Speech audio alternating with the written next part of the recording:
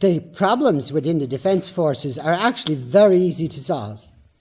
Of all the problems that we have, they're very easy to solve.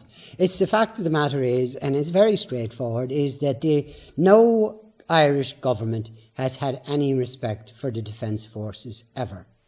I think they have maintained it as a force that was capable of suppressing the IRA, an internal police force, if you like, with the military capacity to suppress the IRA if it was ever to try to overthrow the state. That seems to me to have been the philosophy behind it. And since the Good Friday Agreement made that a moot point, the Irish government doesn't really know what to do with the army and would probably scrap it if they could, left to themselves. But instead they've just let it run down because it's not worth, in their view, spending money on. But all that needs to be done there is exactly as you say, is money needs to be spent on it. Wages need to be increased, career opportunities need to be increased, and it needs to become a real defence force in the sense that at least it could put up the very basics of a fight if we were to need it to do so, which I clearly and obviously couldn't do at the moment. And one of the duties the army perform, for example, which I would also stop, is they transport money from bank to bank, and therefore provide a private company with security, essentially, and so on behalf of Bank of Ireland, they will shoot you dead in the street if you approach the van holding the Bank of Ireland's money in it too long. So what I would say to you as somebody who is interested in joining the army is, yeah, I hear you when you talk about the state of the Irish Defence Forces at the moment. Any of the three branches, they don't have the equipment, they don't have the living quarters, they don't have the pay, they don't have the conditions. And it is the simplest thing of all of the problems that the country has to sort out, because it would not be that expensive to make a decent armed forces.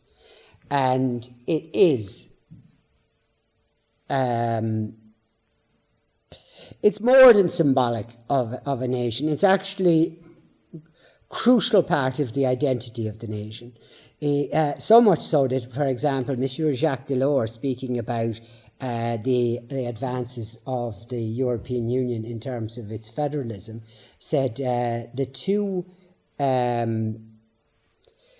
two elements of national sovereignty are the sword and the coin.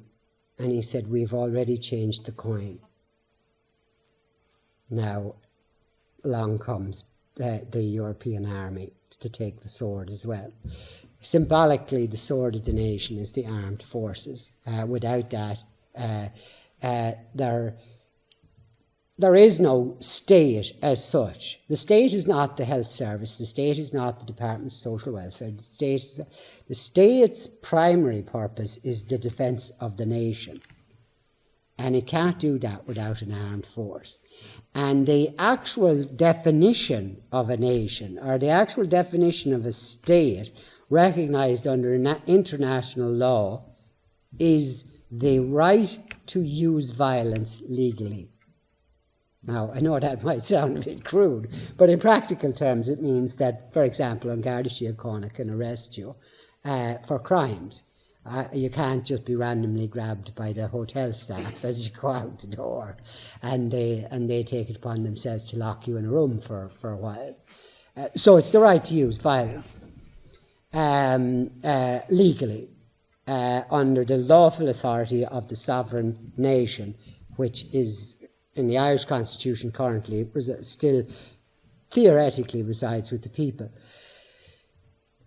The armed forces needs a lot of work, but it would be the simplest thing to sort out. But I don't believe that the Irish soldiers should be target practice for along the Israeli border between the various militias and the Israeli Defence Forces. Irish soldiers should not serve anywhere except in the defence of Ireland, and I can't see any place where they would need to serve in the defence of Ireland except on the island of Ireland.